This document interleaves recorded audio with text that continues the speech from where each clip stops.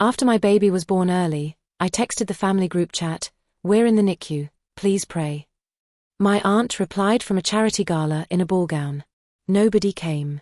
5 weeks later, still sitting in the hospital cafeteria, I saw 50 missed calls and a text from my brother, "Pick up, it's bad." I answered and then. It was 1:30 a.m. and I was sitting alone in a hospital pumping room that smelled like bleach and yesterday's burnt coffee. The only sound cutting through the silence was that rhythmic wheeze of the breast pump, a sound I'd come to hate. My name is Morgan, I'm 33, and one floor below me, my daughter Avery was fighting for her life in the NICU. She'd arrived at just 26 weeks. 2 pounds, 3 ounces. So tiny she could fit in my husband's palm.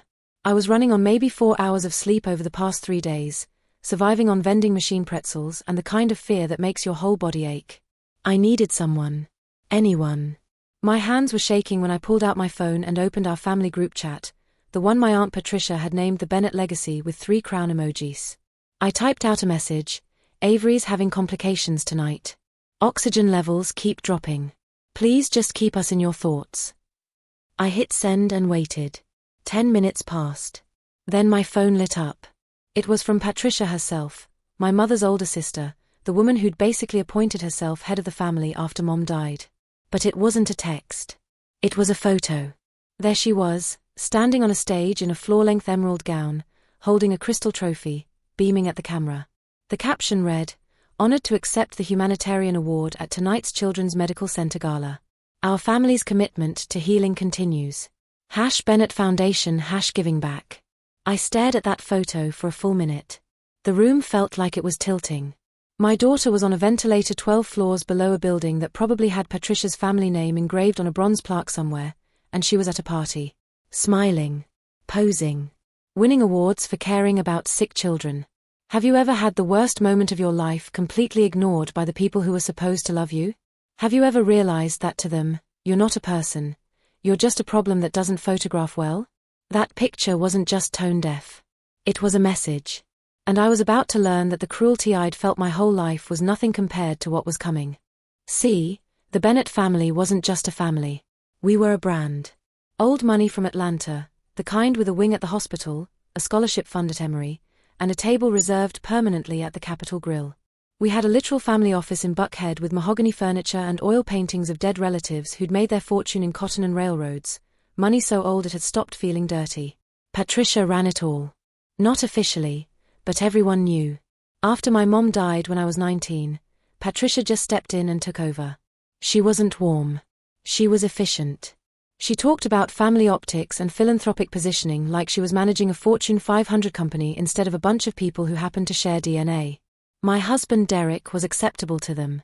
He's a civil engineer, does infrastructure projects, makes good money.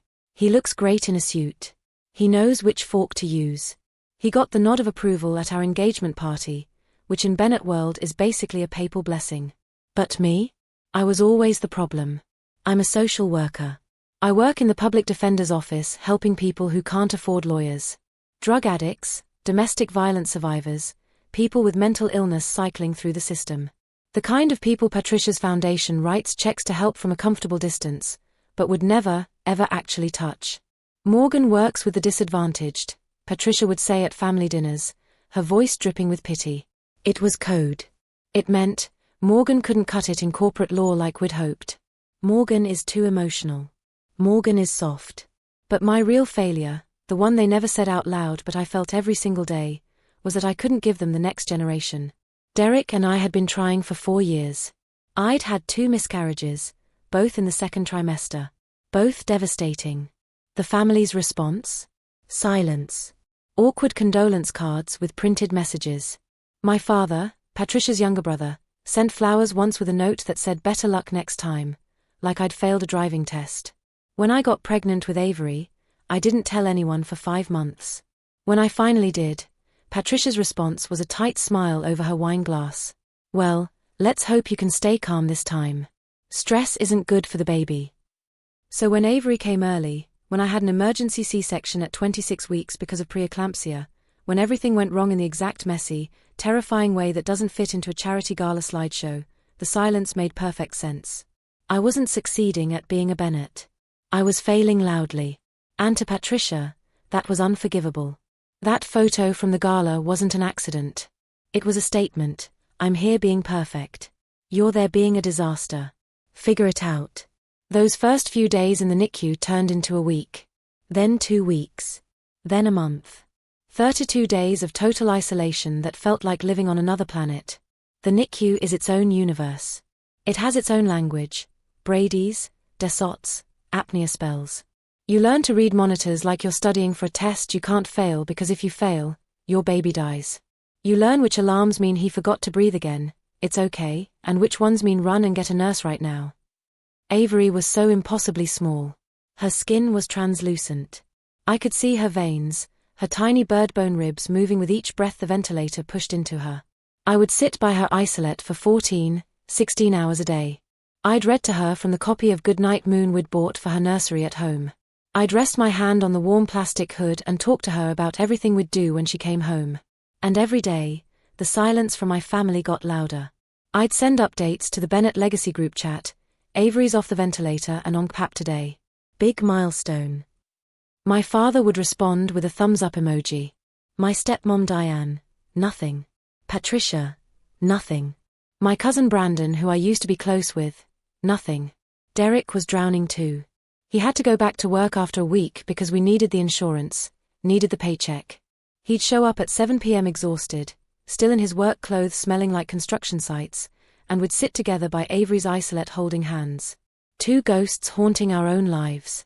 The only real support came from strangers. In the pumping room, I met other mothers living the same nightmare. There was Jackie, whose twins were born at 24 weeks. There was Simone, whose son had a heart defect. We were a broken, exhausted little club nobody wants to join. We started our own text group. We'd celebrate when someone's baby took their first bottle. We'd cry together when someone had a setback. These women, these complete strangers, became my family. One afternoon during a rare break, I was scrolling Instagram and I saw it, a post from my cousin's wife. There they all were. My father in his golf clothes. Diane. Patricia in designer sunglasses. All of them on the rooftop terrace at some restaurant. Glasses of champagne raised, laughing. The caption, nothing like Sunday brunch with the ones you love most. It felt like someone had reached into my chest and squeezed. Their lives were just continuing. Brunch. Golf. Dinner parties. Like I'd been edited out of the family photo. Like my daughter fighting for her life in a plastic box was just some unpleasant thing that happened to someone else. I stopped sending updates after that. I just stopped trying. The question eating me alive wasn't will Avery survive? It was why do they hate me so much? What had I done that was so terrible they could just forget I existed? I had no idea the answer was so much worse than I imagined. It was day 37. Avery was stable, which in NICU terms just means she wasn't actively dying right that second. I was in the hospital cafeteria stirring a cup of coffee that tasted like cardboard, my body so tired it felt like I was moving through cement. This place had become my second home. I knew which vending machines were broken, which nurses worked which shifts, where to sit in the cafeteria to avoid the depressing view of the parking garage. My life had shrunk to this: wake up, pump, drive 40 minutes to the hospital, sit with Avery, pump, talk to doctors, pump, drive home, sleep 3 hours, repeat. I pulled out my phone to text Derek an update on Avery's morning weight check, and the screen exploded. 89 missed calls. All from my brother Trevor. The texts were coming in real time, one after another. Morgan pick up, where are you mom sister call me, it's Aunt Linda Morgan it's bad. My heart stopped. Aunt Linda, my mom's youngest sister. The quiet one. The one Patricia always talked over at family gatherings. I called Trevor back. He answered on the first ring. Morgan, Jesus, where have you been? I've been calling for 3 hours. His voice was wrecked. Trevor's a corporate attorney. He doesn't do panic. This was panic. I'm at the hospital, Trev. My phone was on silent. What's wrong? What happened to Aunt Linda? She had a massive stroke this morning. His voice cracked. They did emergency surgery. Morgan, they don't know if she's going to make it. The cafeteria tilted. Oh my God. Is someone with her? Everyone's at Piedmont Hospital. Dad, Diane, Patricia, everyone's here. He paused. Morgan, Dad's asking why you're not here. He's really upset you haven't come. The words didn't make sense at first. Then they did, and I felt something cold and sharp cut through my chest. He's upset. Yeah, he said. Trevor. My voice came out flat. Dangerous. Where has he been? What? Where has Dad been for 37 days? Where has ANY of them been? I have a daughter in the NICU, and not one person has come. Not Dad. Not Diane. Not Patricia. Nobody. Not a visit. Not a phone call. Nothing. The silence on the other end stretched so long I thought the call had dropped. Trevor. That can't be right. His voice had completely changed. The lawyer was back, cross-examining. Aunt Patricia said she's been coordinating everything. She said she's been bringing you meals, sitting with Avery so you could rest. She said you were overwhelmed and specifically asked for no visitors. She said she was handling it all. The floor disappeared beneath me. She said what? Trevor came to the hospital the next day. His 6'3" usually carries himself like he owns whatever room he's in, but when he walked into the NICU he looked small. Scared. I watched him scrub his hands and forearms for the full 3 minutes, the way the nurses make you. He couldn't stop staring at Avery through the isolate glass. Morgan. His voice broke. She's so tiny. 2 pounds, 11 ounces, I said. She's gained 8 ounces since birth. That's huge for her. He reached one finger through the porthole and barely touched her foot. I can't believe we didn't know. I can't believe we weren't here. We went to the family room, that sad little space with a broken TV and the donated furniture that smells like industrial cleaner and old grief. Trevor sat down heavy, rubbing his face. I went to Dad's house last night. After I talked to you, I drove straight there from Piedmont Hospital. And it's worse than we thought, Morgan. He looked at me, and I saw something I'd never seen in my brother's face before. Genuine horror. Patricia didn't just say you wanted privacy. She went nuclear. She told Dad you were suffering from severe postpartum psychosis. The room went cold. She told him the doctors here were worried about you, that they'd specifically recommended a total visitor ban for your own mental health. She told him you were unstable, that you were a danger to yourself and maybe even to Avery. I couldn't breathe. What? She used your depression after the miscarriages as proof. She told Dad you'd been calling her in the middle of the night, saying paranoid things. She said the medical team here had her on speed dial because they were so concerned. He leaned forward, elbows on his knees. She convinced him that staying away was protecting you, that he was following doctor's orders. I saw it all then. The whole thing clicked into place with a sickening clarity. The thumbs-up emojis weren't neglect. They were caution. The silence wasn't cruelty. It was compliance. They thought they were helping me by staying away. And Patricia had orchestrated all of it. She's been doing this for years, Trevor said quietly. The more I thought about it last night, the more I saw it. Every family conflict that got resolved by Patricia. Every time someone was suddenly too busy to come to something. She controls all the information. She decides what everyone knows. Why? My voice sounded far away. Why would she do this? Because you're not controllable. Trevor looked at me. You don't care about the foundation, you don't care about the family image, you married someone outside the circle, you work a job that embarrasses her. And then you had the audacity to have a crisis she couldn't spin into a photo op. You became a liability. The woman who'd cried herself to sleep for 37 days was gone. In her place was someone I barely recognized.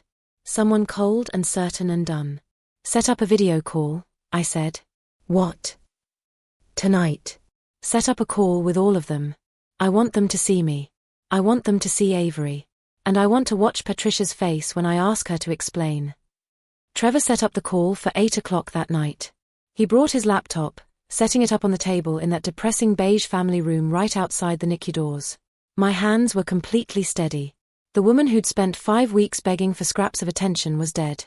I'd buried her somewhere between the cafeteria and this moment. Trevor hit the button. Their faces flickered onto the screen. They were all crammed into Aunt Linda's hospital room at Piedmont. My father, looking like he'd aged a decade. My stepmother Diane, mascara smudged under her eyes. Cousin Brandon in the corner. And there, standing in the back with her arms crossed like she was observing a board meeting, was Patricia. Her face was carefully blank. Morgan. My father's voice shook. Morgan, sweetheart, Trevor told us. We had no idea. Stop. My voice cut through like a blade. Look at her first. I picked up the laptop and walked to the NICU window. I angled the camera toward the isolette in the corner, the one with the blue billy lights, the nest of wires and tubes, the impossibly tiny baby inside. This is your granddaughter, Dad. This is Avery. She's 37 days old. She weighs 2 pounds, 11 ounces. For 37 days she's been fighting to breathe, fighting to eat, fighting to live. And you weren't here. You believed I was crazy because it was easier than picking up the phone and asking me yourself. My father's face crumpled. He put his head in his hands. Diane was openly crying. But then Patricia's voice sliced through, sharp and cold. Morgan, you're being hysterical. This is exactly the kind of drama we were trying to avoid. You were having a breakdown. We were respecting medical advice. I turned the camera back to my face. Medical advice? Which doctor? Patricia? Give me a name. I don't need to justify. You never spoke to a doctor here. You never called this hospital. You never set foot in this building. I leaned closer to the camera. I was managing a family crisis. Managing. I almost laughed. Is that what you were doing at the Children's Medical Center Gala? Was that managing? Tell me, Patricia, how did it feel being on that stage, accepting an award for helping sick children, knowing my daughter was on a ventilator 5 miles away? The room went dead silent.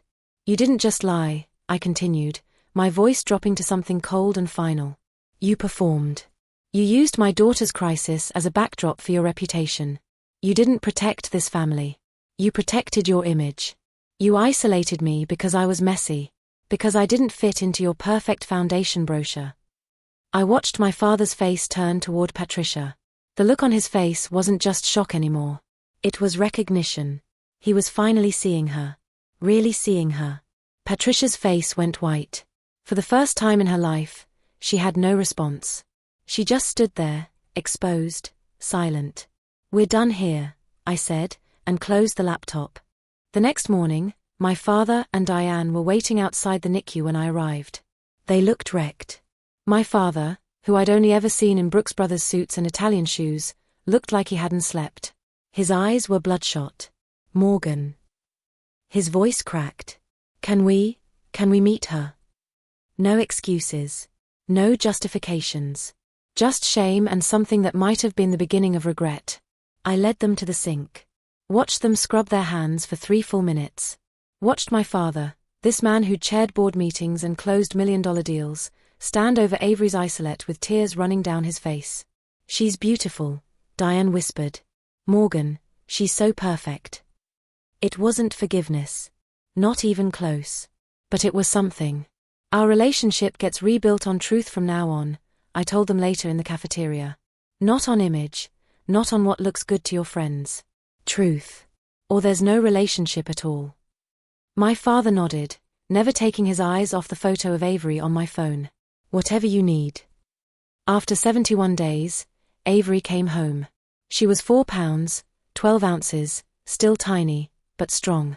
A fighter. About a week later, our apartment buzzer rang.